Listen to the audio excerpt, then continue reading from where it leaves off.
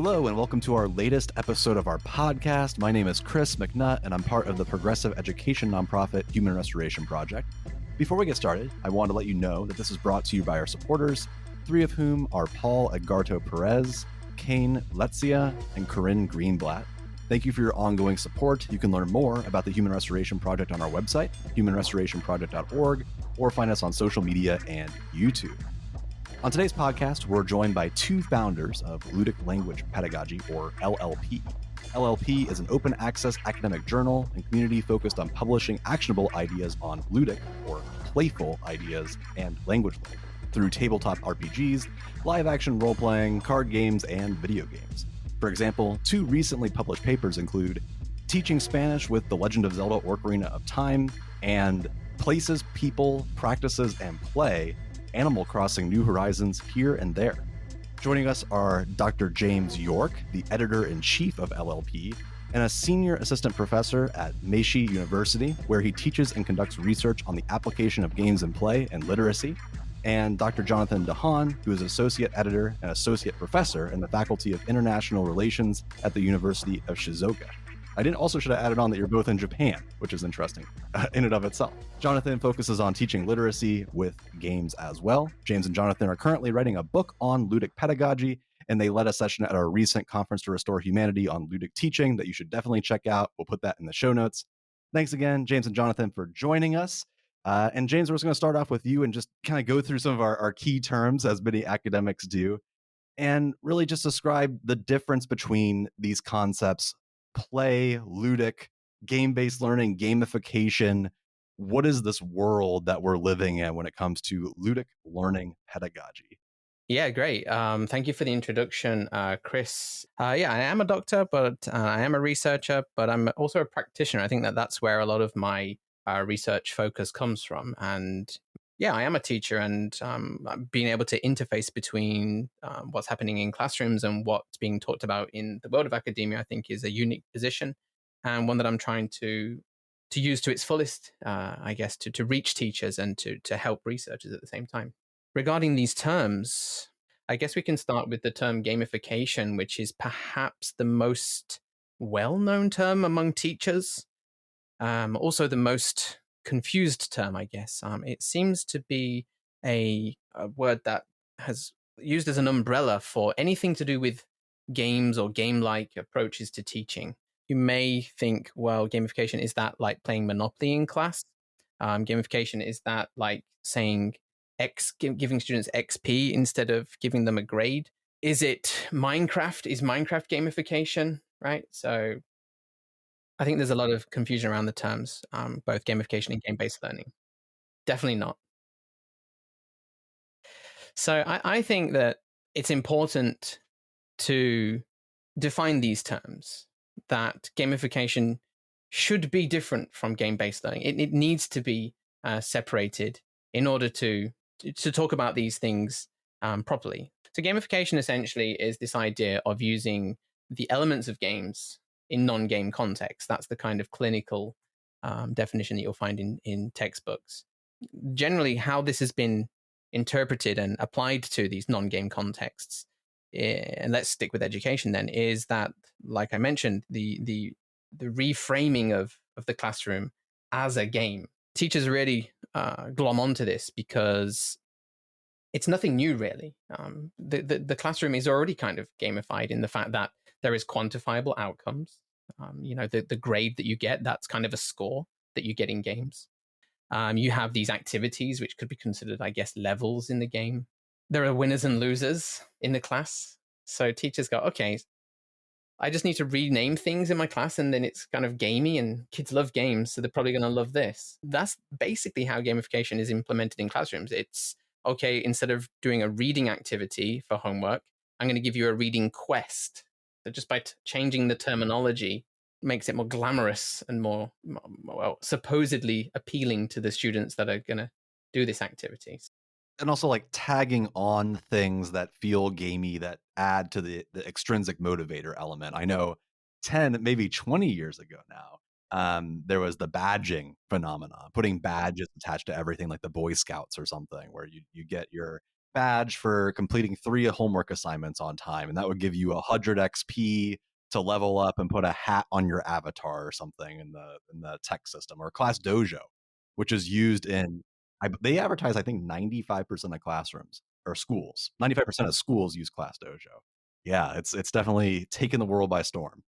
Yeah, so this idea of, like you said, rewards based gamification, extrinsic motivation, tapping behavioristic qualities of gamification. It really, the problem with it then for me is that it doesn't change the underlying structure that's already there. Right? If we want to change schools and make them better, quote unquote better, then just by changing terminology and by focusing even more on extrinsic motivation and behaviorism, it doesn't really do anything. So that's kind of the problem that I have with this term gamification and its implications for education.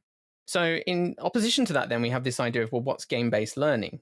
And game-based learning is simply just any learning that is facilitated through the use of a game. So where gamification is using game elements, or at least applying game elements to the construct that's already there, game-based learning then is saying, well, we're actually going to use a game, a real game, to achieve something. So, okay, you could use civilization to learn about the world, the map of the world or something. You could use Minecraft to do a kind of group, what's the word, like collaborative activity to build trust with each other, to learn about deforestation, to learn about farming. It's this idea of using a game to learn something. Right. And this is something that I think that anyone who's grown up in the last 30 years probably played SimCity or Oregon Trail when they were in school. And everyone pretty much remembers the major life lessons, I guess, or historical lessons of Oregon Trail. People know dysentery probably solely because of Oregon Trail. And it wasn't something that we were forced into through some kind of lesson plan. It just existed in classrooms and kids played it because it was fun.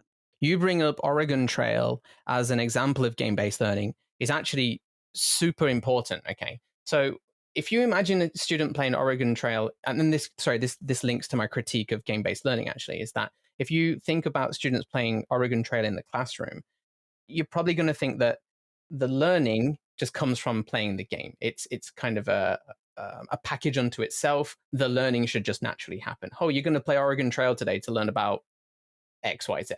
Right? Now, that's the problem with game-based learning, is that it has no pedagogical ideology. It has no kind of teaching attached to it. Game-based learning, in fact, could be implemented in a behavioristic manner, in that you're going to play this game to get 10 points, right? There's no teaching around it. There's no reflection. There's no onboarding. So I think game-based learning, one of the issues with it is that, okay, so I'm going to bring a game into a classroom, but how do I actually, pedagogically scaffold that towards learning?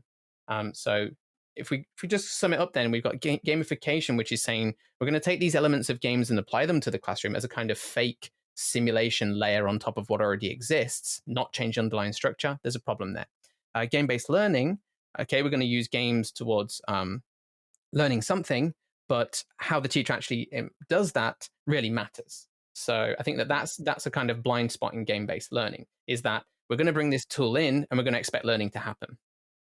And so that maybe leeways into what me and Jonathan and the team at LLP, Ludic Language Pedagogy here, are trying to do, in that saying that, well, the pedagogy focus, how do we actually use these things? If students are really into Among Us or Stardew Valley or Apex Legends, League of Legends, how do we actually pedagogically scaffold an activity around that game or playful activity towards learning that is in line with HRP's kind of proposition? It's transformative, it's humane, and it is the best that we can do for students. That's probably the best I can do right now. Please add to it, Jonathan and Chris. Yeah, I think one of the things that James quickly said about Oregon Trail is that I think you said that there aren't pedagogical models baked into it.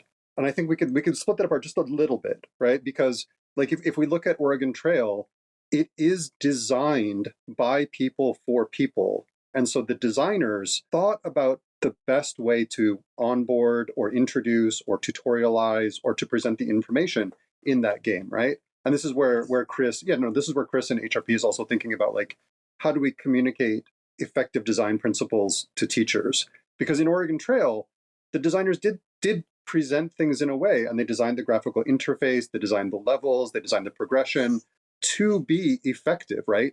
If they had not designed the game in an effective way, nobody would play it. It wouldn't be fun, right? And so there is a sort of systemic, interactive model. There's hints, there's tips, there's events, there's text, there's information that does teach people about the experience of the Oregon Trail. Okay, that's right. There is that games are designed effectively. If they weren't designed effectively, no one would play them because they'd be too hard, right? I just finished a 5-hour video essay review of Tokimeki Memorial, this hardcore dating simulation which broke down this entire model, right? It's very difficult. It's impenetrable, right? Okay, so but then to go back to James talking about Minecraft. Minecraft is designed also to onboard people. There is a tutorial in Minecraft, but there are things in Minecraft that are a little bit obtuse or obscured, or ideas that are underlining what Minecraft is. For example, I just watched a video essay on how in Minecraft you can abuse the villagers in Minecraft and transport them to another place to build a sort of work camp to farm certain elements. And it's basically you're engaging in colonialism, right?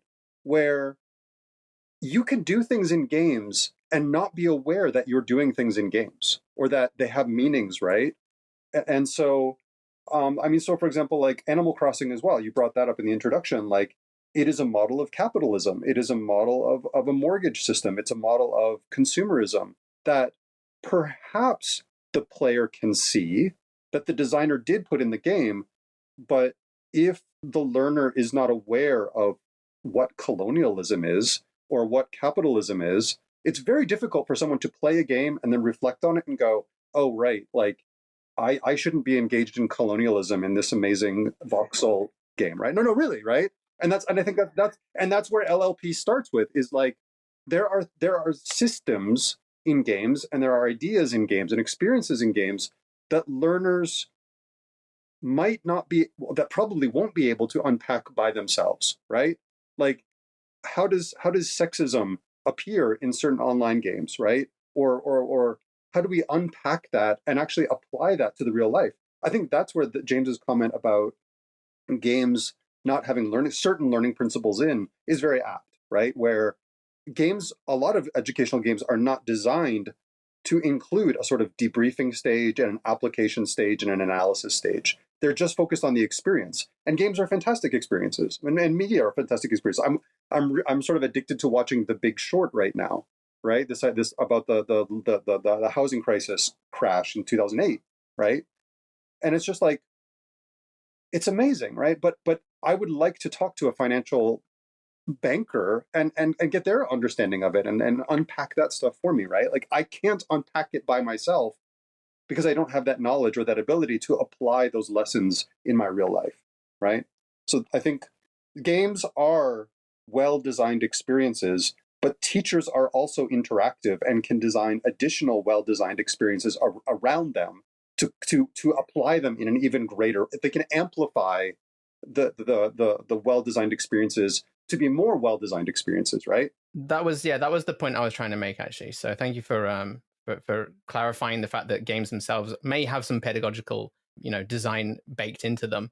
But yeah, the point was that the colonialism example, for example, a teacher could manufacture that experience for students and then unpack it, right? They could, absolutely, right. Not everybody is going to like colonialize the villagers to mine emeralds, right? Like I didn't do that. I've played hundreds of hours of Minecraft. I've never. Okay, my kids do abuse the villagers. I'll take that back. What I think is interesting about what you're saying is that I think it speaks to a greater conversation that we could at least tap into slightly surrounding ed tech broadly, even beyond games. For example, we recently have been talking a lot about Khanmigo, which is the new AI companion for Khan Academy, which in theory is a tool that kids can go on Khan Academy, They can have a conversation with a chat GPT, chatbot type thing, and it will tutor them and help them come to answers. And honestly, AI is an incredible tool to break down code, to break down math problems. It's really neat. But that doesn't mean that you just put all of 30 kids in your room on a computer to do AI chatbot stuff without any teaching intervention or purpose behind the content.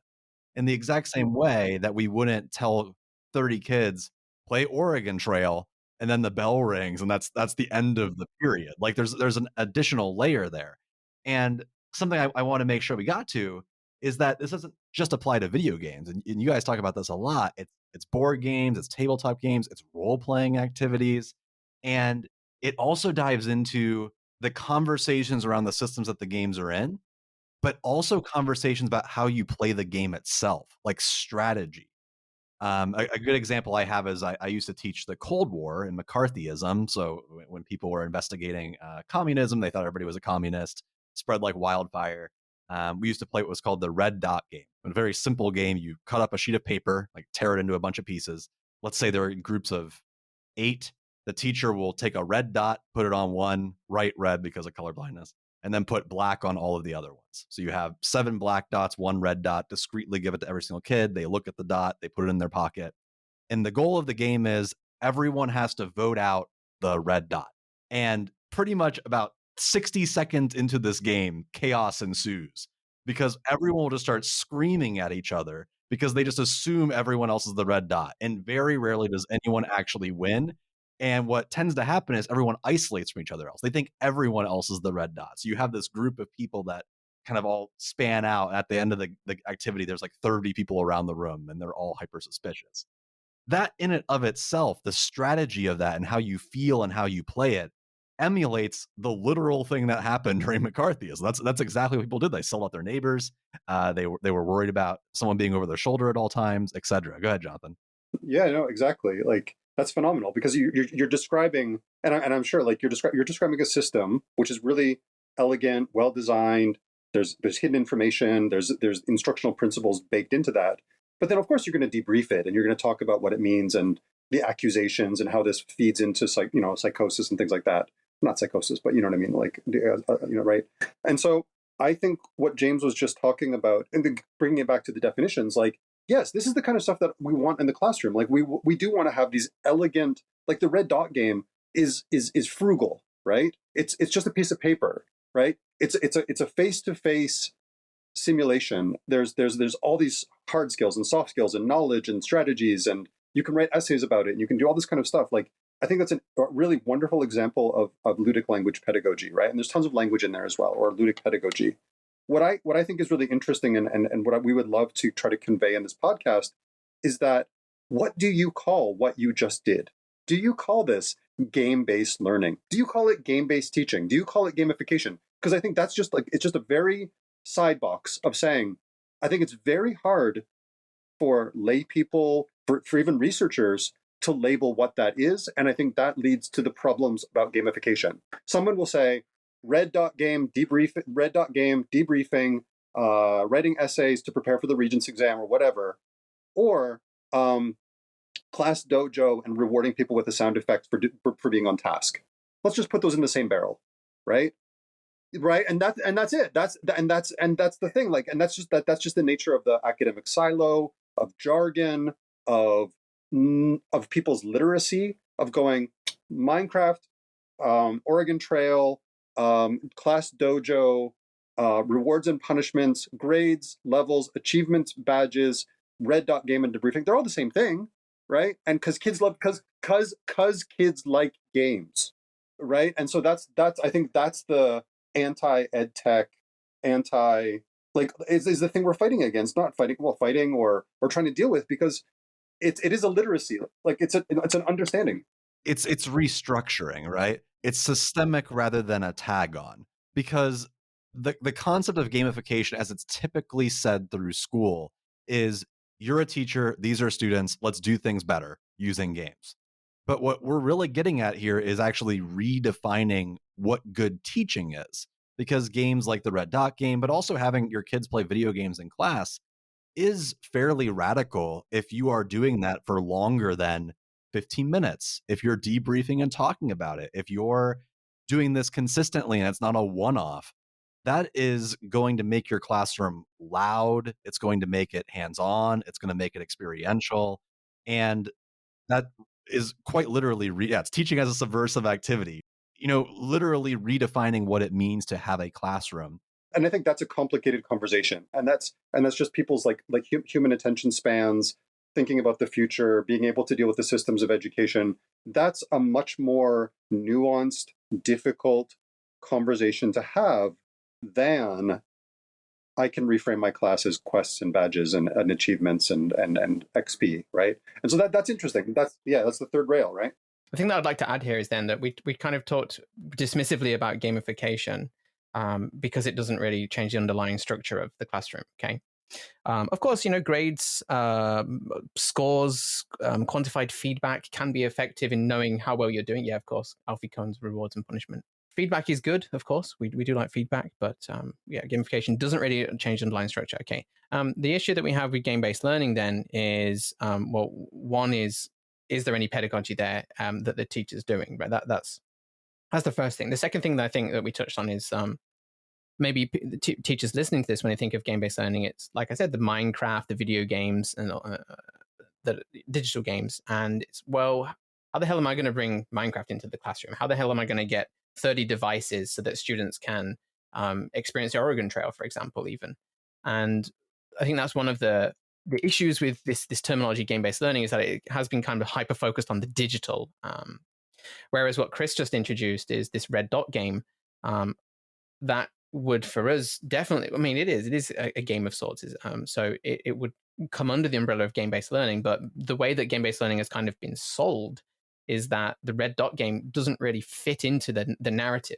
So that's why we're using this term ludic, which comes from the word play, meaning that we're looking at things from the massively multiple online RPG games like World of Warcraft, the Among Us games, the Minecraft games. Okay, of course they fit under a ludic umbrella, but we'd also like to include all of this stuff that teachers are actually doing, like the red dot game.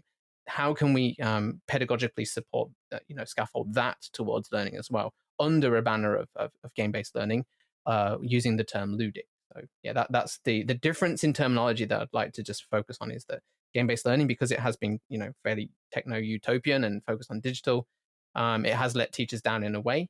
And so by opening the gates to all kinds of play and games under the term ludic, I think is a little bit more humane and the way that we'd like to see things going.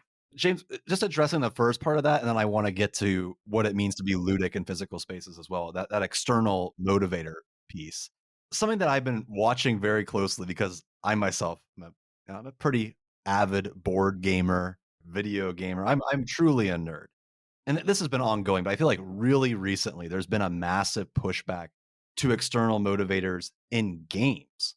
So there's been hyper vigilance towards, is the game wasting my time? Is the game trying to move me forward using almost behaviorist methods of like shiny things on screen, etc.? Or is the game fun in it of itself? Like we've seen recent releases of games that are all style, no substance. And then games like Baldur's Gate 3, which just came out, it's like one of the best-selling games of all time, won all these different awards, contains no microtransactions, is fun to play, you can play it any way that you want. And I'm curious if there's a way for us to interpret this movement that you all are doing through the lens of like exploitative mobile games or exploitative like AAA games that don't value people, etc. I love exploitative crappy games. I think that they are wonderful. And I think that the more of them, the better, because we can bring them into the classroom and we can use them to show students how manipulative systems and people are. And if we don't have those, then there's not a shortcut to really showing people how awful other human beings are. It makes a really good case too for when you can use extrinsic motivation, because it's not like there's no role. I think that some people get stuck in the binary, right? They get stuck in this idea of extrinsic motivator bad, intrinsic motivator good. But it's more nuanced than that. It's a good framing concept, like the idea of freemium versus AAA games versus indie games, and how do they relate to what's happening in classrooms. Like the freemium games, due to their nature, is that they're free to download. And so they want to keep you on the game as much as possible so that they can generate money. And they do that through manipulation of, timed rewards, gems. Basically they keep you on the app as much as possible. Okay, this is kind of pessimistic, but you can see that if maybe high school or junior high school, whatever, teaching, if the content is such, can I say bullshit? I went to a new supermarket the other day and I checked out and they're like, do you have a point? Do you have a point card? I'm like, no, I don't have a point card. Would you like a point card? I don't want a point card, right? Because it's the same thing as the freemium bullshit, right? It's I will give you this thing to hook you back into continue playing, right? And coming back. Yeah, so that's why gamification is used in schools, because the content's crap. It's like, I'm going to have to use all these rewards to keep you on the treadmill, right? Right. Like, I came to this store for the cage-free eggs. That's why I came to this particular. You're an idiot. What are you even talking about? No, because that's why I decided to go to this store for a specific purpose, and then they're trying to sell me this freemium gamification bullshit. I have no idea what you're talking about. But building off of that, though, I want to be clear too. If we're going to continue, maybe not necessarily the egg route, but the mobile gaming route, premium games tend to burn out. Like, there's a few that are hyper popular, but the ones that are hyper popular, if you notice, tend to be the least exploitative. Teamfight Tactics, like the League of Legends game, is incredibly well done. Does it have in-app purchases? Yeah, there's a ton of them, but they're not actually impacting the game. And big asterisk here, because there are caveats.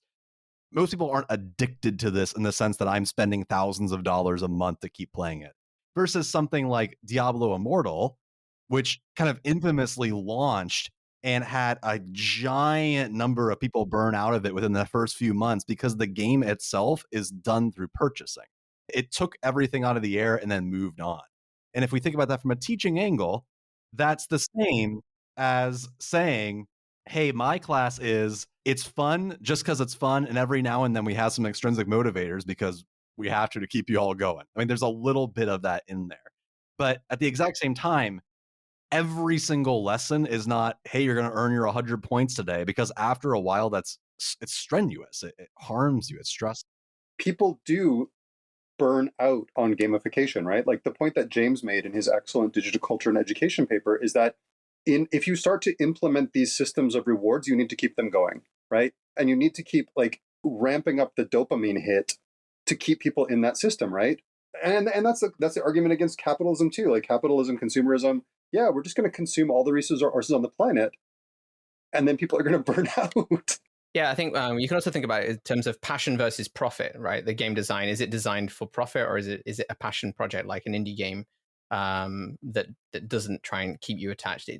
If you like it, you like it. If you don't, you don't, right? I play a freemium game called Tricky Machines, okay? It's this crazy it's this janky driving simulation game. It's free to download. And you get rewinds because you're going to make a lot of mistakes driving these really difficult to drive trucks and forklifts and trailers around this 3D blocky world. I'm happy to spend $5 or $10 because I like the game and I'm happy to support the designers. But so Chris, has the designer tricked me into giving them $5 every couple months? I mean, there's a whole science behind this, like making the bundle a certain amount of money. What bundles do I display at different amounts of times? What digital currencies do I use? This is like a whole thing, but there's a major difference between a developer obsessing over, hey, I'm going to reap as much money as possible from the consumer, and the purpose of the game is the extrinsic reward, aka the purpose of the game is to make as much money as possible, versus the purpose of the game is to be fun, and I can sustain myself by making a fun game. Yeah, it's the passion versus profit thing again, right? So is it focused on giving the experience, or is it about milking the user? Yeah. Well, but it's not A or B, and I think we can get into this later. Like, it's not A or B. Like, the designer still has to buy cage-free eggs tomorrow, right? Like, they still have to eat, right? So they can't just make an amazing free game and put it out into the world because they love everybody, right? They do have to eat.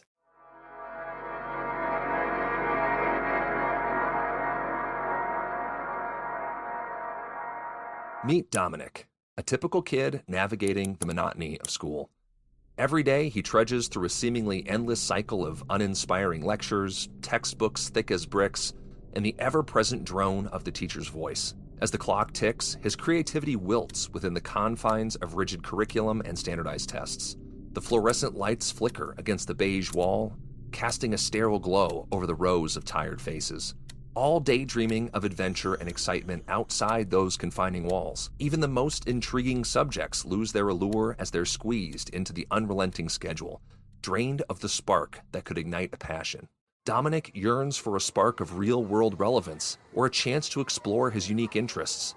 But the system seems determined to snuff out any hint of excitement that deviates from the script.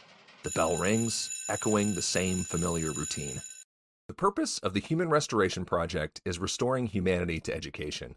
We believe in fostering a human-centered systems approach that revitalizes and rehumanizes the educational experience for students and adults alike. Through our research-backed, informed guidance and collaborative effort with students, teachers, and administrators, we are actively shaping the narrative of public schools. We aim to build trust and foster a strong community of backers who share our vision. We believe in the power of openness, and with your contribution, you're helping us maintain this organization and continue to restore humanity to education. Here's a quick summary of our financial situation. Our income sources are donations, grant funding, and professional development. We don't generate a profit on our other endeavors like our conferences, resources, and videos. We're funded through 2024, but are currently reliant on potential grant funding to stay afloat. Our only major expense is payroll. The only two full-time employees at HRP, Nick and Chris, each make $55,000 a year. And last year, 92% of our funding was used toward expenses. That's payroll, website fees, transcription services, and more. In other words, every dollar counts. Human Restoration Project is a 501c3 public charity, and your donation will receive tax deduction benefits in the United States. Our EIN is 84-375-3948. As a bonus, all donor gifts are produced by Raygun, ethically sourced, sustainably made here in the Midwest, and the largest union clothing chain in the United States. And as I can vouch, the shirts are also very, very comfortable.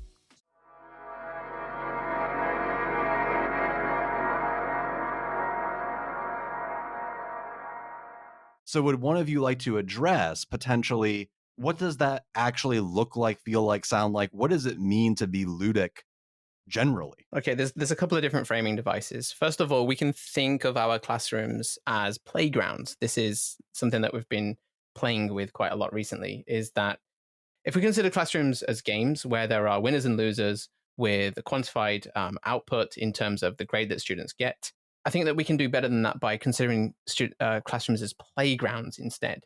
And so the kind of aesthetic difference here is that, well, if you consider the game Snakes and Ladders, for example, you just go through the paces. There's no real choice, I guess. You just roll and see what happens, and your outcome. No one's like replaying Shoots and Ladders multiple days in a row. I don't think so. No.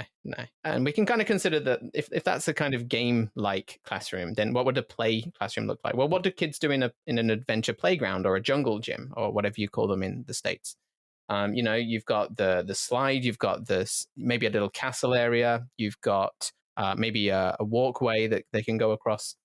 So with a playground, it is a structure. It is a defined structure that someone has made, but they've made it to be played with in lots of different ways. So the kid could use the castle as to say that, oh, I'm the king of the castle and you guys are all peasants or whatever. Or you could have someone that just only goes down the slide 15 times, see how fast he can go, or maybe he slides down backwards and stuff. So the point is that I think that if we as teachers can create a structure for students to play within, we're doing something that's a lot more in line with what HRP would consider important in schools, is that it's more agentive, there's more participation.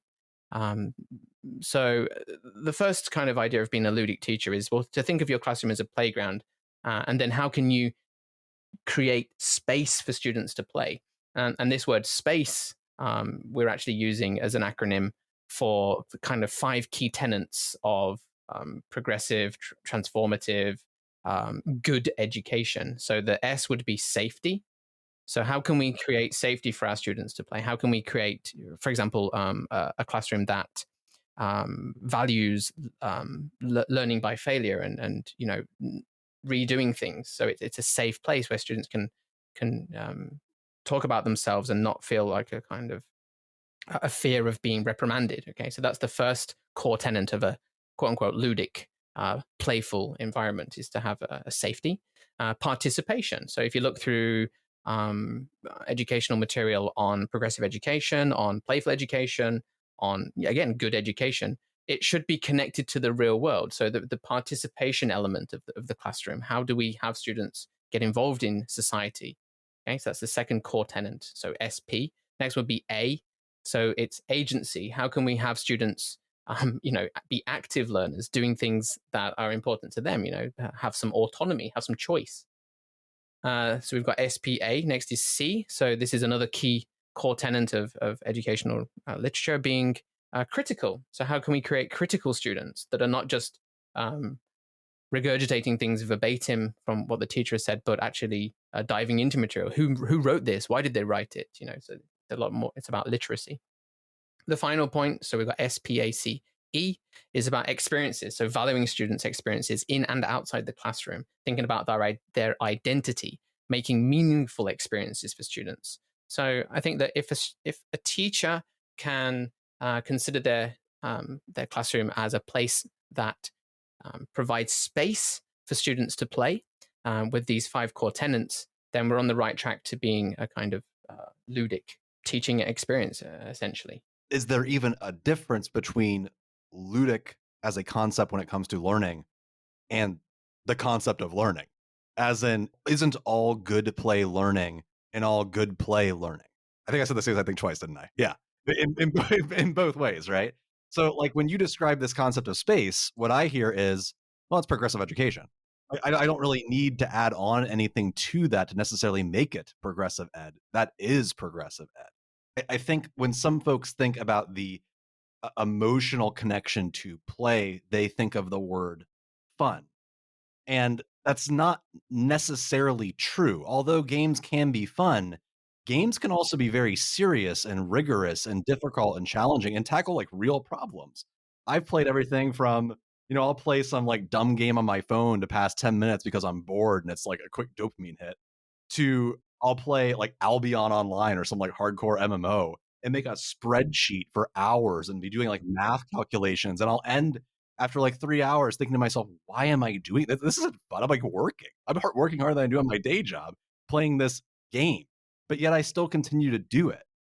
The idea of this space, having these 5 core tenets, the space to play, being totally aligned with progressive education. Yes, it is. It's also completely aligned with playful education literature as well. It's also aligned with radical critical pedagogy literature. It's also aligned with general good educational literature, which I just mentioned. So the idea that all of these things kind of coalesce, that is why I'm able to call it a ludic approach, because it does align with so many things. It's not only progressive literature, but it also aligns with play and play literature. So yeah, I think that having these, just boiling all these core tenets down was a real kind of revolutionary thing for mine and Jonathan's thinking on this topic of what is ludic teaching. Yeah.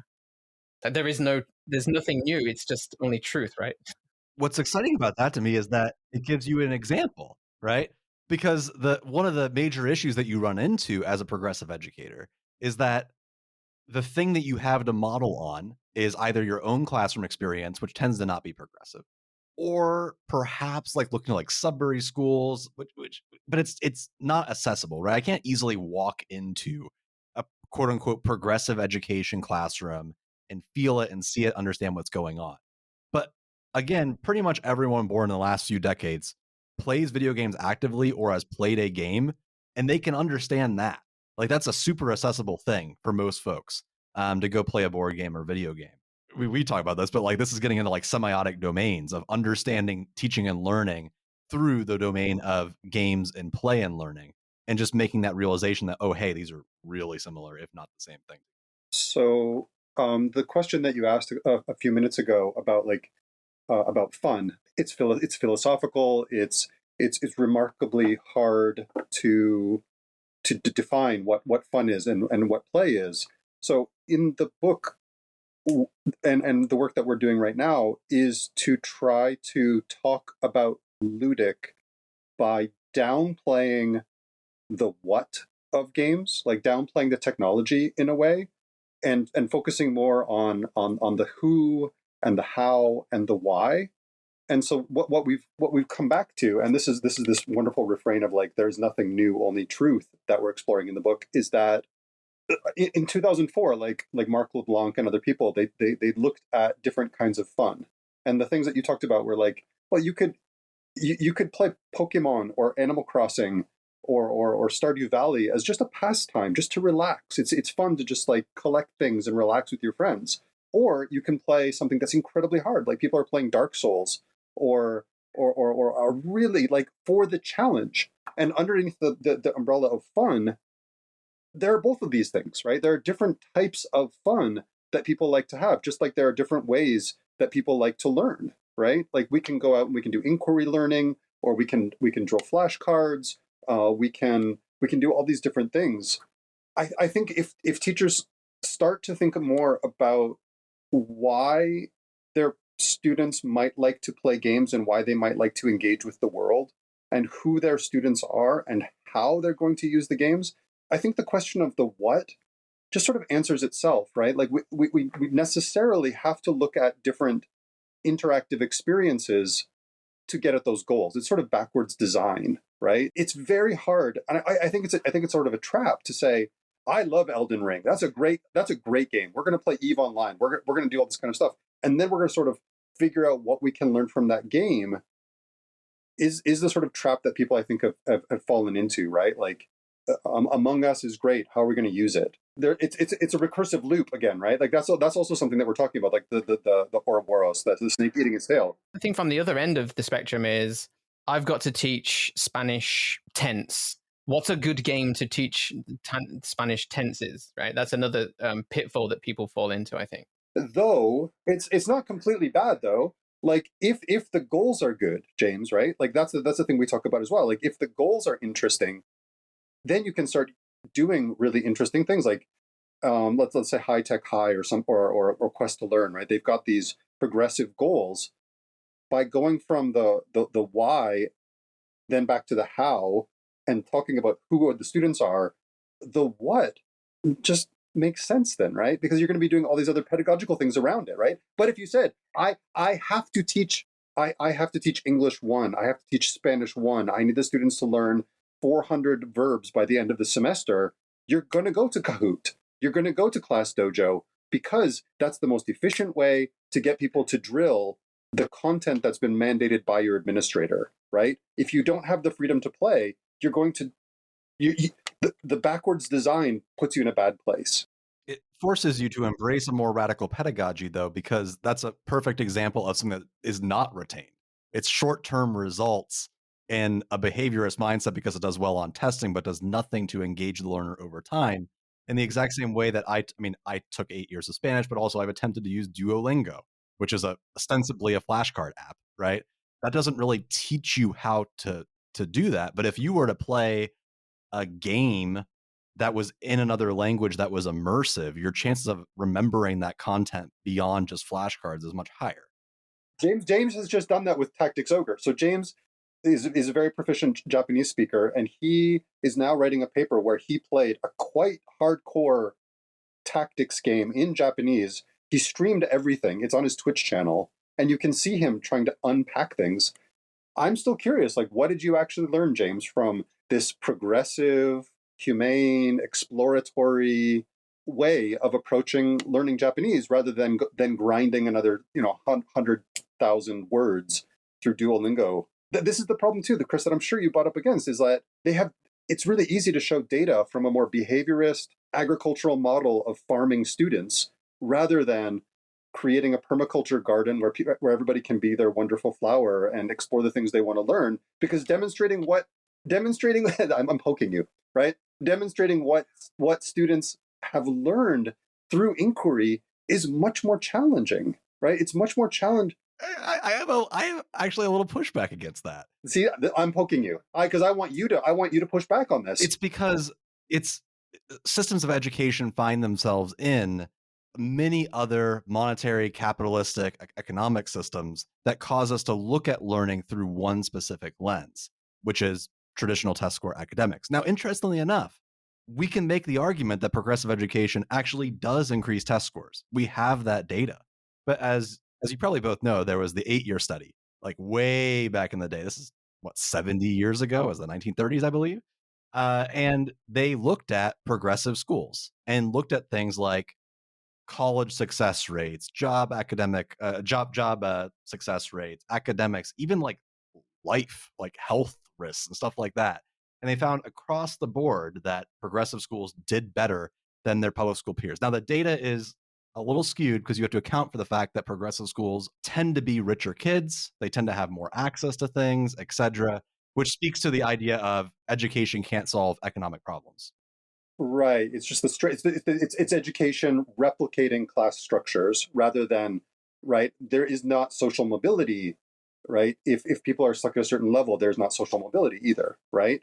Right. But you can extrapolate the data and still find that kids who went to more affluent, typical public schools were more engaged, had more monetary success, and were happier and healthier people as a result of going to progressive schools. It's just like this has been studied time and time again. The research is all out there.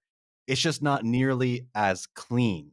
It's not clean. It's not clean because right, like because then you get the conflating factors of like, well, the parents are highly educated and they're also feeding the kids better food, like farm-free egg or cage-free eggs again, right?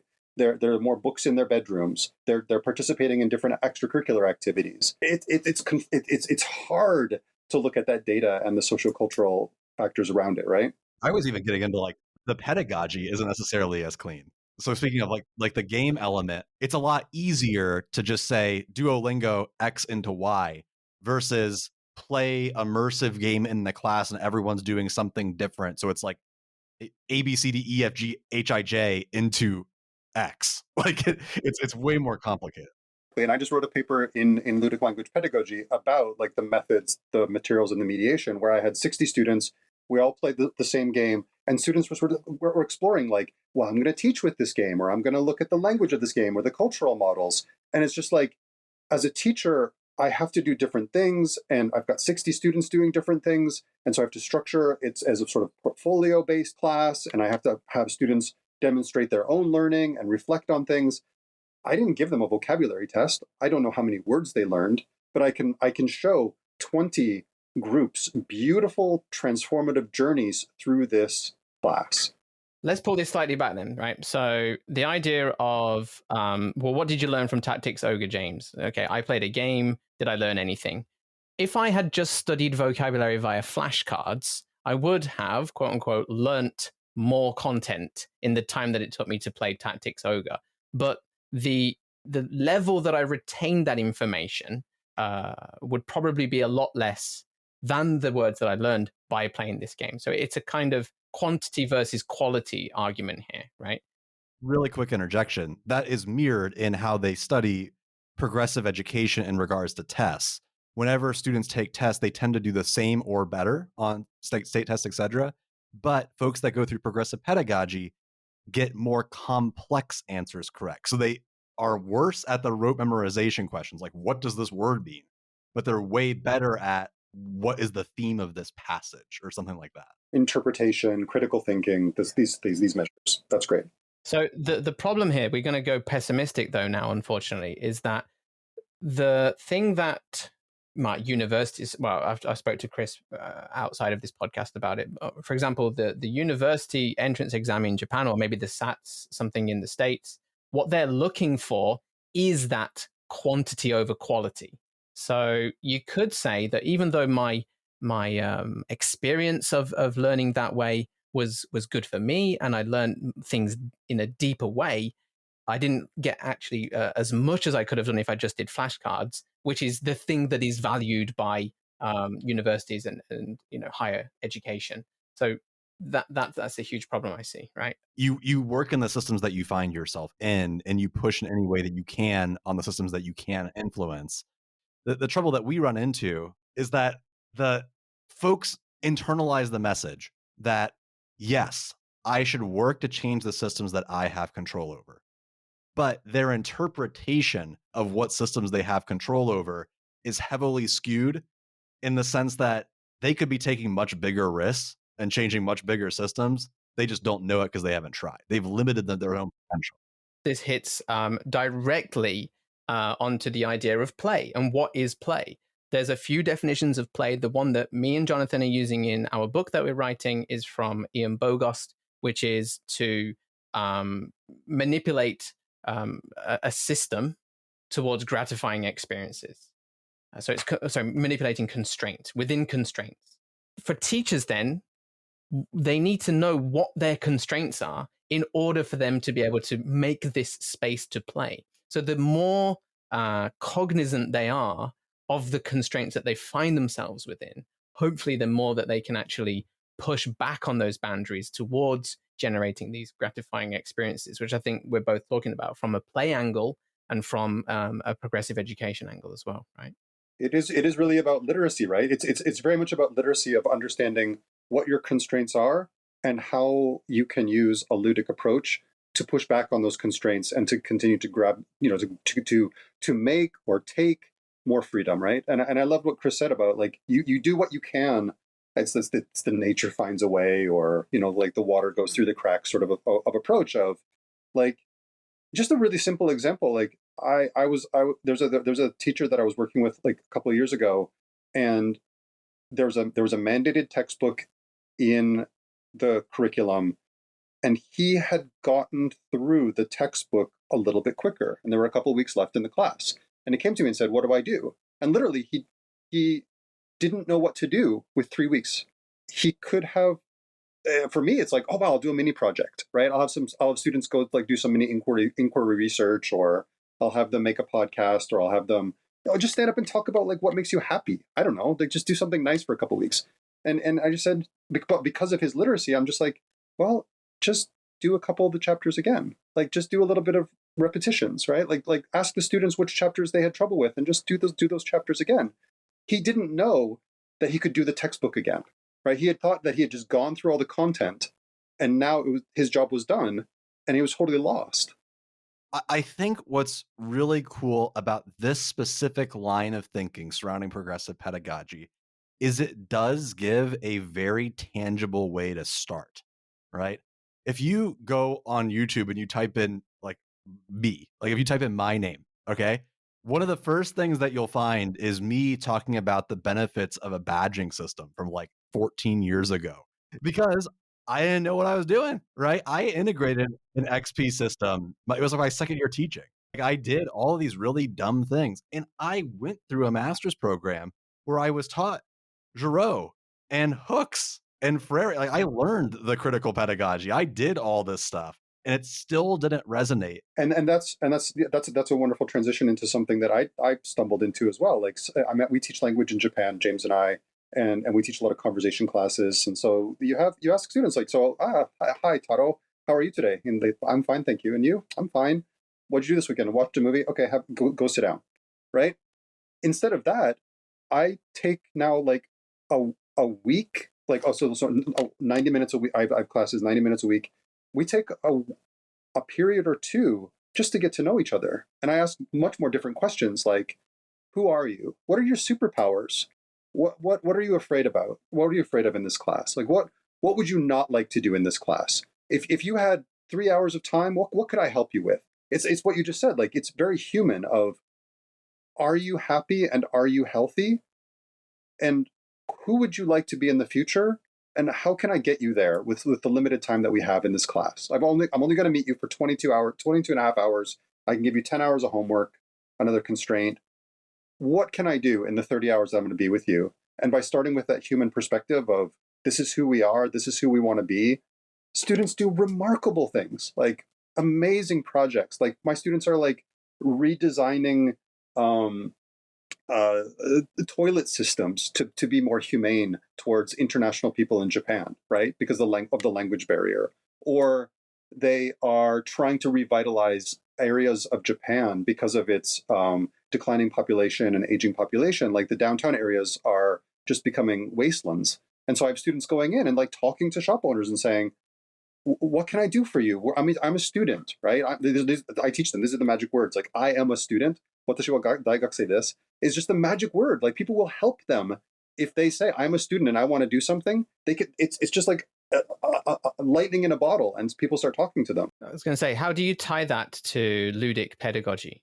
This idea of agency and interaction. Like, I used to, the way that I used to teach classes was much more teacher fronted, right? All right, here's the textbooks. Open your book to page 17. All right, here's the dialogue that you've got to read. Okay, person A, person B. Now switch. Let's pull some vocabulary out. Let me drill you a little bit. And so now it's much more about that is interaction, right? That from a very behaviorist language perspective, a cognitivist perspective, that is effective teaching, right? The students are interacting with each other, they're outputting.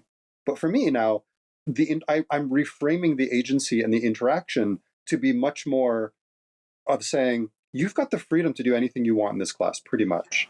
Yeah. Okay. So can I tie this into the playground metaphor then? So the idea of teaching as a playground rather than a game. I'm going to presume then, Jonathan, that you've set up some kind of constraints for the students. You have to do a project. You will be graded on this project. You must evidence your learning on this project. That is the jungle gym that you have created. And then you've given students the space there to actually play with it how they want to on their terms. But we went through a curriculum reform process about 4 or 5 years ago. I was part of the decision-making team. And I said, like, we really need to have a project-based learning curriculum to this department. In Japan, not enough schools have a PBL class. I think I can put together a project-based learning curriculum.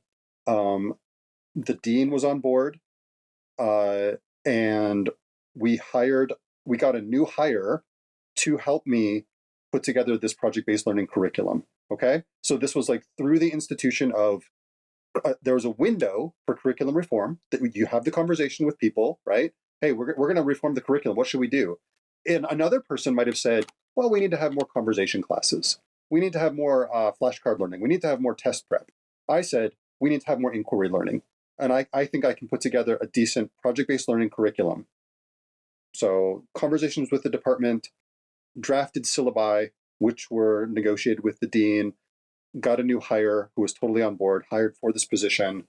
And we continue to play around with what is it like? What's the 7 Habits of Highly Effective People? Like that's in the first year course, all this kind of stuff. Like, and so we have a syllabus, and it's rigorous, right? Like students have to keep learning diaries. There are multiple critiques that have to be handed in. There's transformative reflections at the end of the semester. They have to write an exit memo to the next year's class. They have to document their learning. They have to write reports in their second language, their first language, and their third language to get extra credit. Like it's this, and it just snowballs, right? I'm going to spend about an hour today revising it for next semester to add in more of this space. Now that I've started this process, I can add in more things. So instead of me checking the diaries, I'm also going to have them peer checking each other's diaries and giving comments to other people. I'm going to buddy them up, right? So that they can buddy up with different people each week to sort of peer feedback on their learning diaries, right? So that's how I was able to think about my constraint, which I could not have taught this class 10 years ago under the constraints that I had at the time. But now I'm taking more and more, approaching things in a very ludic way. We don't use games. We don't use games in this classroom, but it's incredibly ludic, right? Like, right? I do show them examples of games, like for example, the fun theory, like the piano stairs, right? Or the world's deepest garbage bin, or this kind of stuff. Which would not fit, just as a disclaimer, that would not fit under a game-based learning approach. The fun, okay, I could sell that as a game-based. And when I taught a graduate level class at NYU, it was a games and education class, and I showed all kinds of crazy stuff, right? Like I showed the Pac-Manhattan that was the year before me, right? So they dressed up as Pac-Man and ran around the streets of Manhattan. So, right, somebody dressed up as Pac-Man, someone was like 4 people dressed up as ghosts. There was a command center where they were on cell phones, and because Manhattan looks like around Washington Square Park, it looks like the Pac-Man board. So they played Pac-Manhattan. They built and run Pac-Manhattan. And they hope nobody got killed by a taxi. It was remarkable. pulling that back, a huge part of the work that we do at HRP, and I also find it in that SPACE acronym you have, is this idea of purpose finding, going on a life's journey, having a purpose. And it's not necessarily that you ever even meet that purpose or know what it is. It's the fact that you are on constant track of figuring out who it is that you are, who you are on that journey. It's the classic, statement, it's about the journey, not about the destination. The dream or the lofty goal of folks who think about education in a very human-centered way see life as ludic, right? Work is ludic. School is ludic. The way that I interact when I wake up and I go to bed is ludic.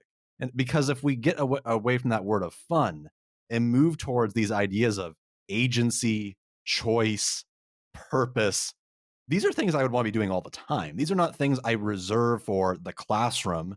These aren't things that I reserve for the office. These are things I want to be doing 24 hours a day, every single day a week. And I can't help but think about folks, who are elderly, who have gone through a traumatic experience, like a near-death experience, et cetera. And they talk about this idea of like childhood wonder, childhood joy, embracing, who you were as a kid. I'm just curious about your thoughts on how you see ludic, even beyond ludic learning, just ludic as a concept universally. When I have the time to do that, like for example, my thesis seminar, I see them for 2 years, right? We spend time talking about who they are and who they want to be.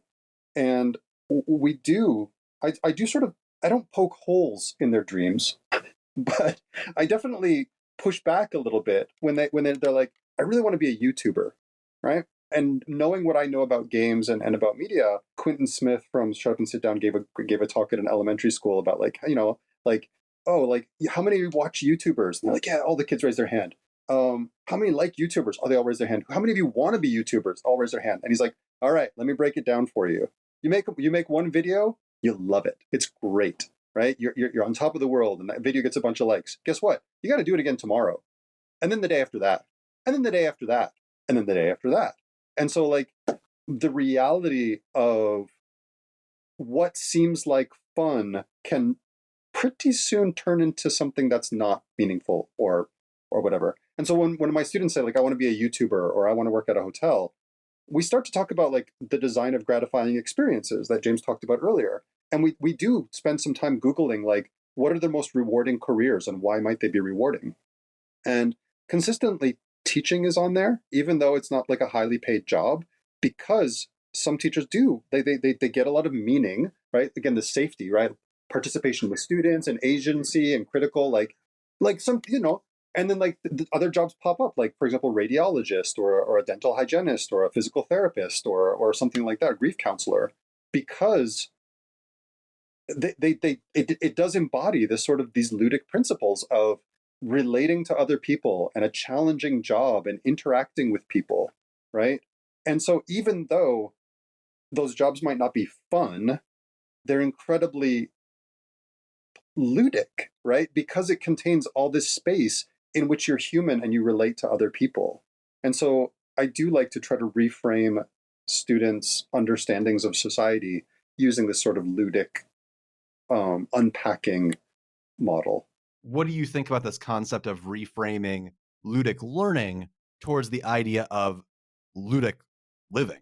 It's quite literally expanding and broadening the term beyond, like, is ludic just a substitute for a good life, as opposed to is ludic just reserved for a classroom or learning space? So in an earlier draft of the book, we played around, like there's life is a game, right? And you can reframe games as like, right, there's a system of inputs and outputs and there's stratified outcomes and the actions that we take. It's a machine, right? I wrote a paper in college with, like on diets as being games. And we specifically steered away from that, right? We didn't want to say school is a game, life is a game. Because I think whenever you start to do that, it does start to get very behavioristic, right? Of inputs and quantified. It already is, right? God, let's not get too far into this, but like if we want to start diving into like ideas of like capitalist realism or into like who's defining the game, if we're saying life is a game, well, it's not my game. it could be a game, but if I'm not the one that designed it, who cares? I like to talk about like Animal Crossing and Pokemon with my students not because Pokemon's a good game. I don't think I don't like it, but I think Nintendo is playing the game, right?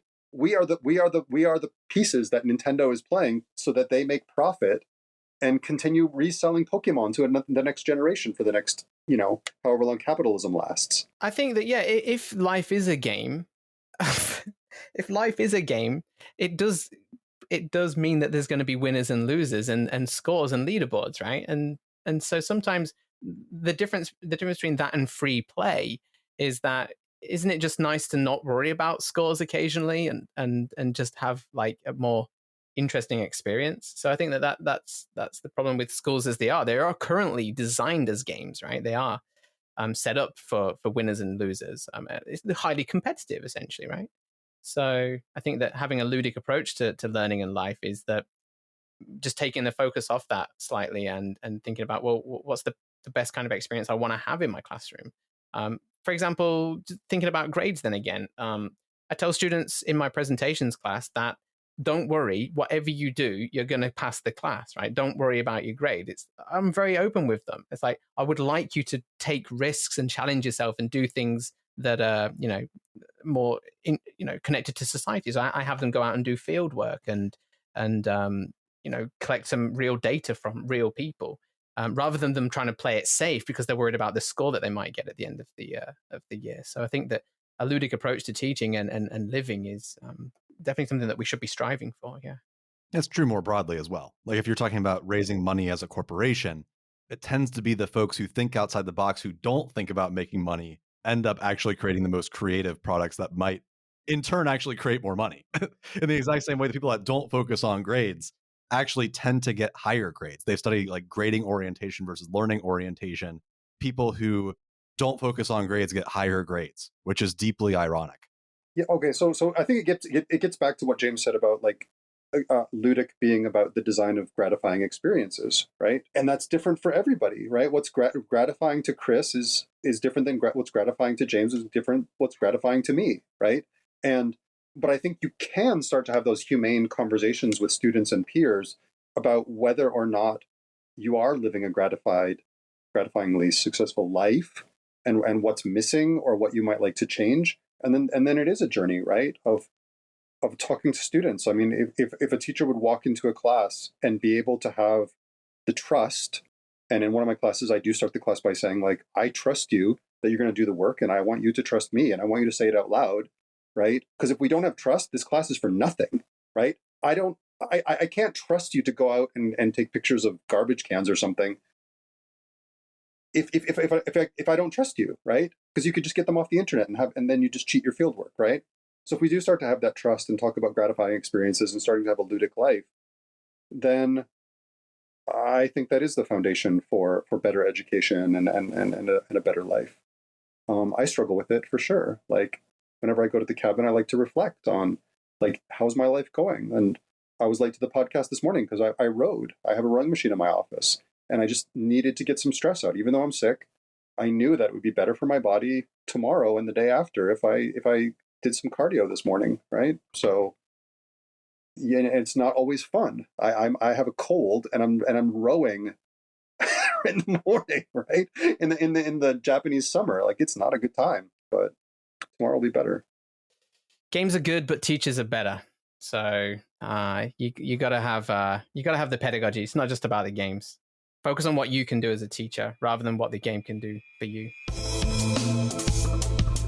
Thank you again for listening to our podcast at Human Restoration Project. I hope this conversation leaves you inspired and ready to start making change. If you enjoyed listening, please consider leaving us a review on your favorite podcast player. Plus, find a whole host of free resources, writings, and other podcasts all for free on our website, humanrestorationproject.org. Thank you.